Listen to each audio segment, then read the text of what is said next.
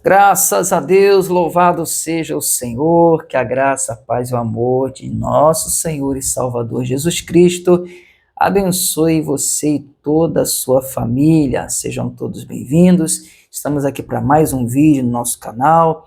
Para quem não me conhece, sou o pastor Alexandre, da Igreja Evangélica do Bom Pastor.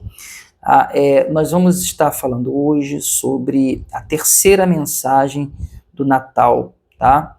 E você pode conferir no canal, na playlist, as 3 mensagens sobre o Natal, vê-las de forma ininterruptas e entender tudo direitinho que nós falamos sobre o Natal. Na verdade, essas mensagens, a gente faz uma correção no nosso curso, as 3 mensagens, né? A correção no nosso curso de pensamento, porém mantemos o equilíbrio, damos também muitos conselhos bons, tá? E acima de tudo nós exaltamos aquele que deve ser exaltado, que deve estar no centro de todas as coisas, Jesus Cristo, amém? Mas vamos para essa terceira mensagem. Nós vamos falar muito, eu acredito, sobre essa exaltação.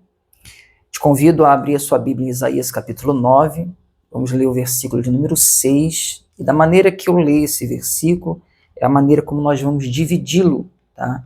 Nós vamos dividir esse versículo em várias partes, para o nosso entendimento ser melhor, e explicar cada uma delas, tá certo?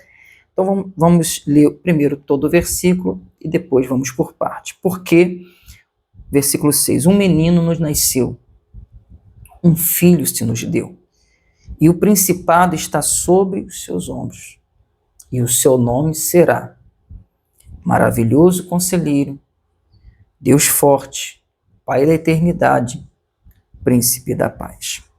Amém? Vamos começar então. Um menino nos nasceu. Aqui essa expressão do profeta se refere à natureza humana de Cristo, ou do Cristo que nós sabemos que é Jesus, tá? Então, o menino que nasce como um ser humano, com carne, sangue, ossos, enfim, tá? Então, o Deus nascido de uma mulher, um humano. Este menino, que se refere à natureza humana de Cristo, ou do Cristo do Salvador, ele precisava estar como homem para salvar o homem. Para ele poder fazer a substituição como o Cordeiro, né, de Deus, ele precisava estar como homem. Então aqui nós vemos a natureza humana de Cristo. Depois o profeta diz, um filho se nos deu, ou seja, se refere à sua natureza divina. O filho de Deus, aquele que nasceu de uma virgem, ou seja, como pode alguém nascer de uma virgem? É um nascimento, uma concepção sobrenatural, extraordinária, divina. Então essa expressão faz menção à natureza divina do Salvador. Ele foi concebido numa virgem pelo Espírito Santo e é o Filho de Deus. Aquilo que nós aprendemos na teologia, na cristologia, né, sobre a natureza de Cristo, 100% homem, 100% Deus, e na verdade ninguém consegue explicar direito isso, é como a questão da Trindade, né? Mas é fato que Deus não cabe na mente humana. A Bíblia até vai dizer, se não me engano, no Salmo 145, que a grandeza de Deus é inescrutável. Não tem como investigar. O estudo que você faz, o entendimento que você tem são limitados. Mas naquilo que é o nosso limite, nós vamos e nós aprendemos. Amém? O terceiro ponto aqui neste versículo é que o principado está sobre os seus ombros, ou seja, principado significa governo, domínio, né? Está sobre Cristo, foi dado a ele. Quando Jesus ele ascende, antes dele ascender aos céus, na verdade, em Mateus 28 está escrito isso no versículo 18, ele diz: é-me dado todo o poder, toda a autoridade nos céus e na terra. Também em João 5, ainda em seu ministério terreno, Jesus ele diz que o Pai deu a ele todo o juízo. No livro de Apocalipse diz que Jesus ele vai governar todas as nações, inclusive em seu reino milenar. Nós que cremos no milênio, em sua plenitude. Então, Jesus é o Rei dos Reis, é aquele que vai governar todas as nações. Então, essa menção, essa expressão faz menção a tudo isso que nós colocamos aqui. Mateus 28, João 5, livro de Apocalipse. Depois, Isaías ele vai dizer assim: e se chamará seu nome. E antes de nós entrarmos nas nomenclaturas que ele dá aqui, que dizem respeito ao seu caráter e sua missão, nós podemos aqui explicar um pouquinho sobre a questão do nome em si, né? Porque o nome de Jesus, lá em Atos, no capítulo 4, verso 12, está escrito que não há outro nome pelo qual devamos ser salvos, senão pelo nome de Jesus. Então, inclusive Jesus significa Deus salva, né? Como Josué também, ali é praticamente o mesmo nome. Então, o nome de Jesus é aquele pelo qual as pessoas devem confessar, por exemplo, né, para serem salvos. Aqueles que invocarem o seu nome serão salvos, como diz as Escrituras. Esse nome também, está escrito em Filipenses 2, foi exaltado acima de todos os nomes, para que ao nome de Jesus se dobre todos os joelhos que estão nos céus, na terra e debaixo da terra, e toda língua confesse que Jesus Cristo é o Senhor, para a glória de Deus Pai. Amém?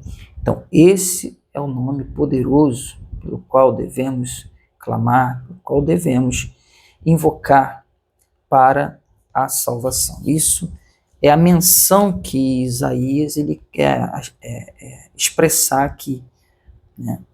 Essa glória que tem o nome do Cristo, que nós sabemos que é Jesus. Amém? Então vamos aos nomes agora, as nomenclaturas que ele dá aqui, que simbolizam características, né, da sua missão. Primeiro, maravilhoso conselheiro. Sua palavra, o Novo Testamento, a Nova Aliança, trazidos por Jesus.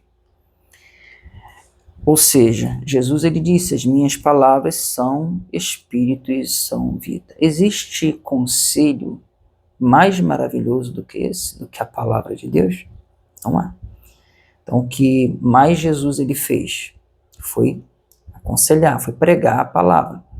Quando Jesus ele começa a sua missão, que ele diz que arrependei-vos, porque é chegado até vocês o reino dos céus. Então, eram esses os conselhos, os ensinamentos, as parábolas, conselhos maravilhosos. E, além disso, nós sabemos muito bem que, aliado à palavra de Deus, né, havia grandes sinais, maravilhas que Jesus fazia para comprovar o que ele falava e que ele era realmente o Cristo. Amém? Então, maravilhoso conselheiro está ligado a isso. Depois vem Deus forte, ou seja, todo o poder de Deus foi demonstrado por ele. Justamente nessas maravilhas que Jesus fazia, né? Jesus demonstrava o poder de Deus. O Deus forte é Jesus, o Cristo. Poder sobre os demônios, sobre a natureza, sobre as doenças, sobre o pecado, a morte e o inferno. Tudo isso a Bíblia deixa bem claro para a gente que Jesus venceu. Jesus vencia, Jesus venceu e Jesus continuará vencendo pelos séculos dos séculos, ao ponto pelo assopro da sua boca, diz as Escrituras, que ele vai destruir o iníquo, né? Satanás. Então, esse é o poder do nosso Deus. E quando fala de Deus forte, fala de um Deus que é todo poderoso. Amém? Glória a Deus. Mas isso era uma expressão para o Cristo na prática, né? Na sua vida, no seu ministério. Então, o que mais as pessoas viram em Jesus e nunca tinham visto tanto poder como viram nos feitos de nosso Senhor, né? Glória a Deus, louvado seja Ele. Depois vem Pai da eternidade, o Criador de todas as coisas, irmãos. É Ele o começo, o fim, o alfa e o ômega, né? A fonte da vida eterna, aquele que só Ele pode dar a eterna salvação. Ele disse: eu sou a ressurreição e a vida, eu ressuscitarei naquele último dia. Aquele que era, o que é e o que há de vir. É Jesus. Então Jesus e as Escrituras deixaram bem claro isso. Ele é o Pai da eternidade. Por último, o príncipe da paz, aquele que nos reconciliou com o Pai, que é o caminho de volta para o Pai. Ele disse: eu sou o caminho, a verdade e a vida, e ninguém vem ao Pai a não ser por mim, né? O único mediador entre Deus e os homens, o único intercessor, não existe outros intercessores. Jesus é esse intercessor entre Deus e os homens, entre os homens e Deus, o Pai, né? E com o seu sangue ele nos redimiu. Jesus, ele reconciliou, inclusive, irmãos, não só os judeus, mas como os gentios. Paulo vai dizer que foi estendido isso aos gentios, né? Ele falando lá aos Efésios, né? A igreja lá de Éfeso, na Grécia. Então ele fala sobre isso, que Jesus ele fez de ambos, né? Tanto judeus como gentios, um só povo. Ele desfez a inimizade, derrubou a parede de separação. Houve uma reconciliação. Paz é isso, é reconciliar o homem com Deus. Por isso que Jesus é chamado de o príncipe da paz. Amém? Nele fomos reconciliados com Deus. Por isso que estamos aqui. Eu estou aqui porque eu fui reconciliado com Deus, através do sangue de Jesus, né? Tem aquele hino, né? Bem conhecido, né? Ele me abriu a porta e me reconciliou. Muito lindo, eu amo esse hino. Agora vamos ao versículo de número 7, que está escrito assim: do incremento deste principado e da paz não haverá fim sobre o trono de Davi e no seu reino, para firmar e fortificar em juízo e em justiça, desde agora e para sempre. O zelo do Senhor dos Exércitos fará isto, e fez, né? E fez. Ele fez, e nós vamos ver como Lucas, ele descreve essa profecia, ele declara, né? Inclusive narrando ali o que o anjo, ele falou para Maria, a mãe de Jesus. Amém? Então vamos lá para Lucas capítulo 1. Lucas capítulo 1, a partir do verso de número 30.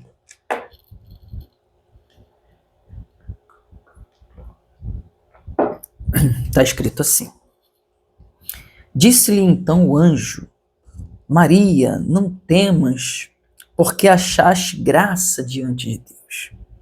E eis que em teu ventre conceberás e darás à luz um filho, e por-lhe-ás o nome de Jesus.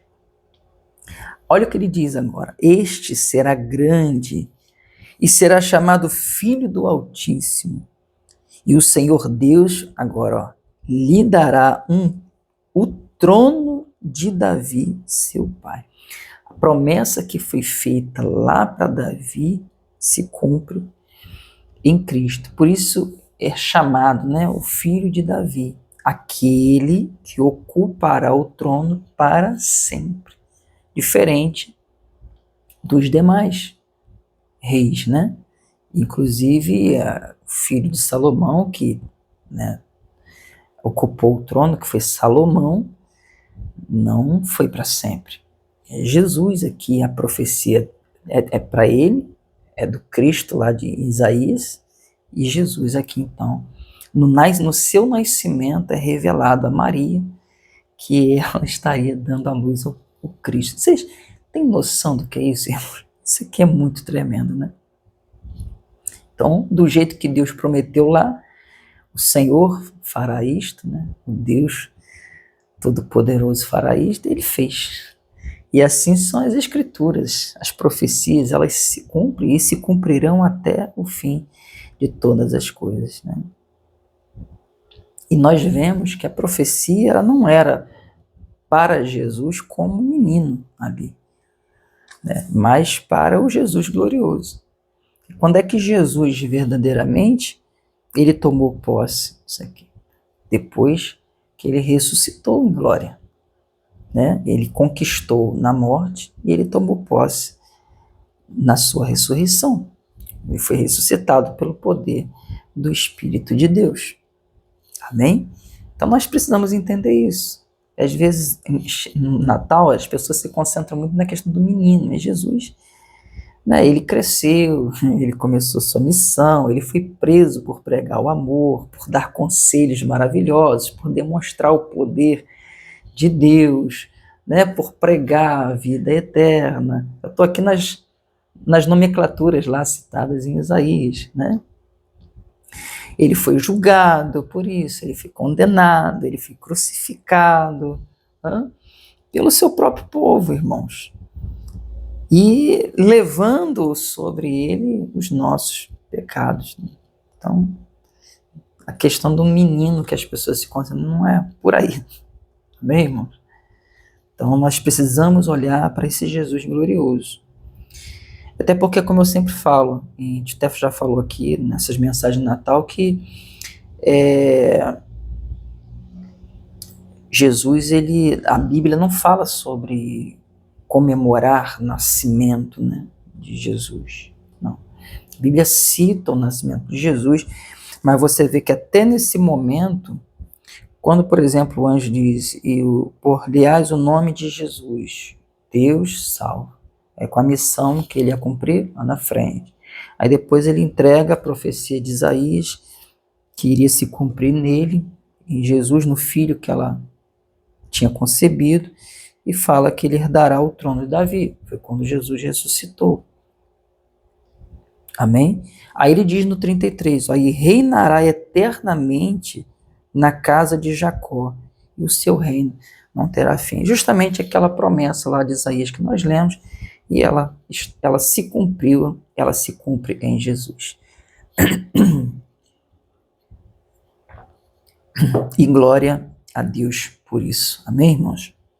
Então Jesus, ele morreu por nossos pecados, ele ressuscitou em glória, né? E quando ele ressuscitou em glória, ele ressuscitou para herdar esse trono, né, que não tem fim. Um dia nós estaremos junto com ele. Nós estamos lá lutando para isso, né?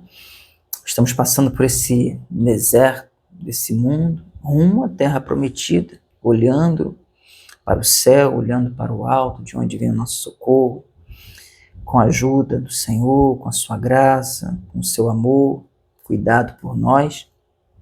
Mas um dia a Bíblia diz que nós reinaremos com ele, porque ele é o Rei dos Reis e Senhor dos Senhores.